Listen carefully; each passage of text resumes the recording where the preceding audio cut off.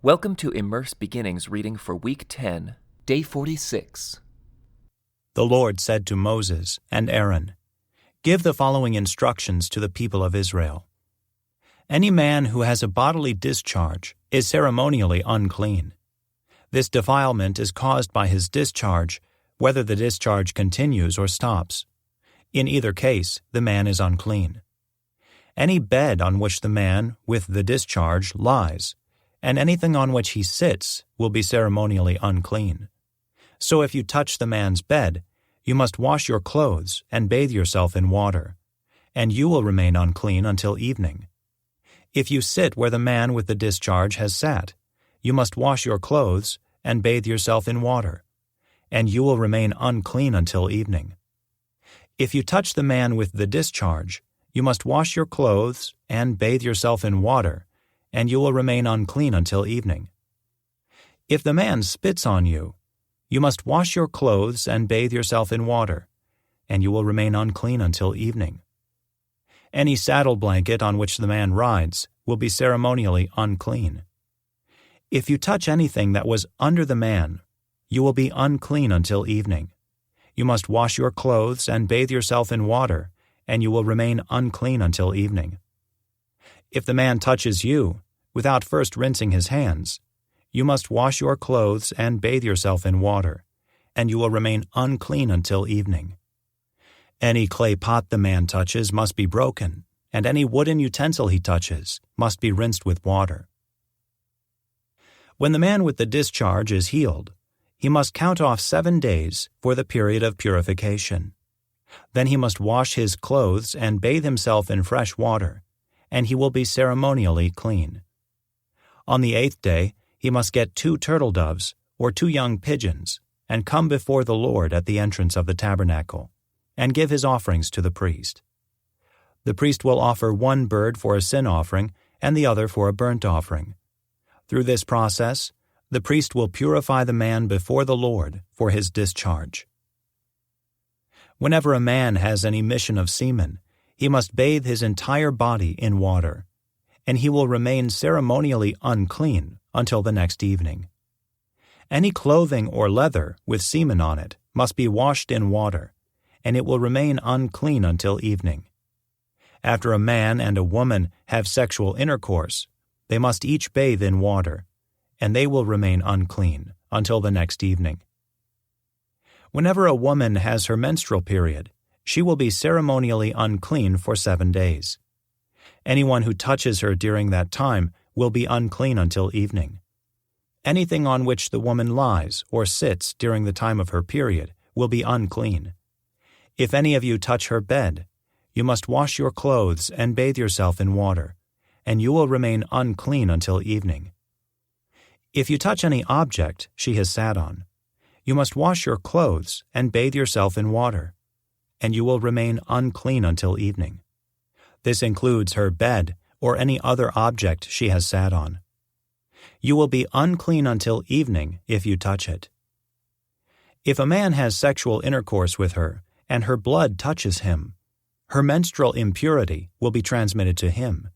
He will remain unclean for 7 days, and any bed on which he lies will be unclean.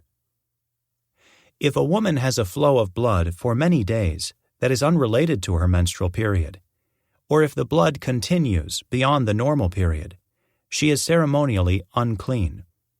As during her menstrual period, the woman will be unclean as long as the discharge continues. Any bed she lies on and any object she sits on during that time will be unclean, just as during her normal menstrual period. If any of you touch these things, you will be ceremonially unclean. You must wash your clothes and bathe yourself in water, and you will remain unclean until evening. When the woman's bleeding stops, she must count off 7 days. Then she will be ceremonially clean. On the 8th day, she must bring 2 turtle doves or 2 young pigeons and present them to the priest at the entrance of the tabernacle. The priest will offer one for a sin offering and the other for a burnt offering. Through this process, the priest will purify her before the Lord for the ceremonial impurity caused by her bleeding. This is how you will guard the people of Israel from ceremonial uncleanness. Otherwise, they would die, for their impurity would defile my tabernacle that stands among them. These are the instructions for dealing with anyone who has a bodily discharge, a man who is unclean because of an emission of semen, or a woman during her menstrual period.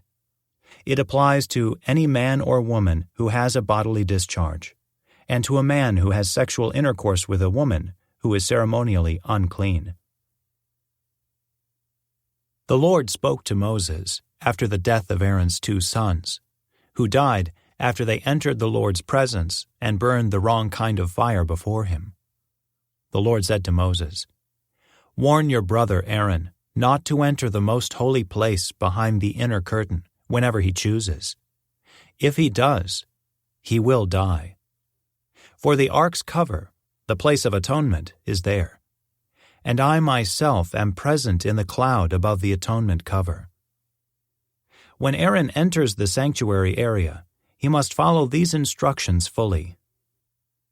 He must bring a young bull for a sin offering and a ram for a burnt offering.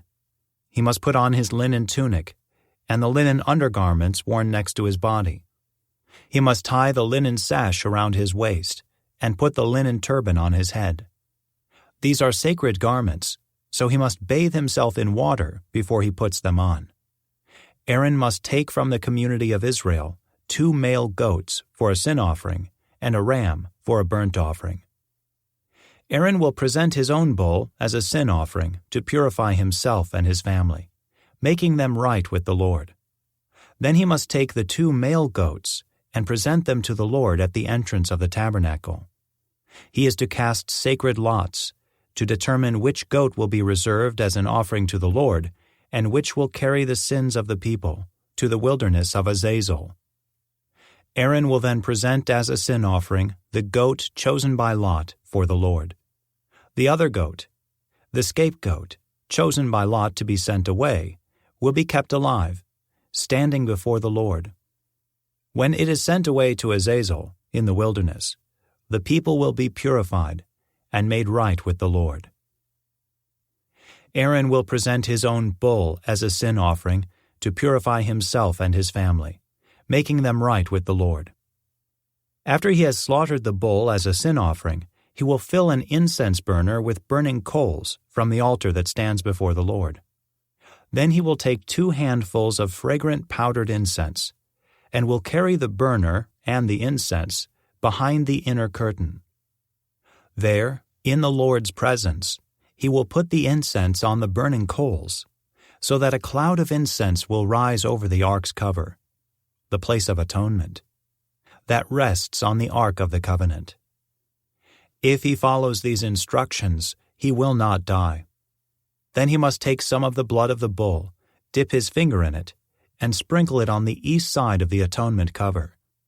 He must sprinkle blood 7 times with his finger in front of the atonement cover. Then, Aaron must slaughter the first goat as a sin offering for the people, and carry its blood behind the inner curtain. There he will sprinkle the goat's blood over the atonement cover and in front of it, just as he did with the bull's blood. Through this process, he will purify the most holy place, and he will do the same for the entire tabernacle, because of the defiling sin and rebellion of the Israelites. No one else is allowed inside the tabernacle when Aaron enters it for the purification ceremony in the most holy place. No one may enter until he comes out again after purifying himself, his family, and all the congregation of Israel, making them right with the Lord. Then Aaron will come out to purify the altar that stands before the Lord. He will do this by taking some of the blood from the bull and the goat and putting it on each of the horns of the altar. Then he must sprinkle the blood with his finger 7 times over the altar. In this way, he will cleanse it from Israel's defilement and make it holy. When Aaron has finished purifying the most holy place and the tabernacle and the altar, he must present the live goat. He will lay both of his hands on the goat's head and confess over it all the wickedness, rebellion, and sins of the people of Israel. In this way he will transfer the people's sins to the head of the goat. Then a man, specially chosen for the task, will drive the goat into the wilderness. As the goat goes into the wilderness, it will carry all the people's sins upon itself into a desolate land. When Aaron goes back into the tabernacle, he must take off the linen garments he was wearing when he entered the most holy place, and he must leave the garments there. Then he must bathe himself with water in a sacred place, put on his regular garments, and go out to sacrifice a burnt offering for himself and a burnt offering for the people. Through this process, he will purify himself and the people, making them right with the Lord. He must then burn all the fat of the sin offering on the altar. The man chosen to drive the scapegoat into the wilderness of Azazel must wash his clothes and bathe himself in water. Then he may return to the camp. The bull and the goat presented as sin offerings, whose blood Aaron takes into the most holy place for the purification ceremony, will be carried outside the camp. The animal's hides, internal organs, and dung are all to be burned. The man who burns them must wash his clothes and bathe himself in water before returning to the camp. On the 10th day of the appointed month, in early autumn, you must deny yourselves. Neither native-born Israelites nor foreigners living among you may do any kind of work. This is a permanent law for you. On that day, offerings of purification will be made for you, and you will be purified in the Lord's presence from all your sins. It will be a Sabbath day of complete rest for you, and you must deny yourselves. This is a permanent law for you.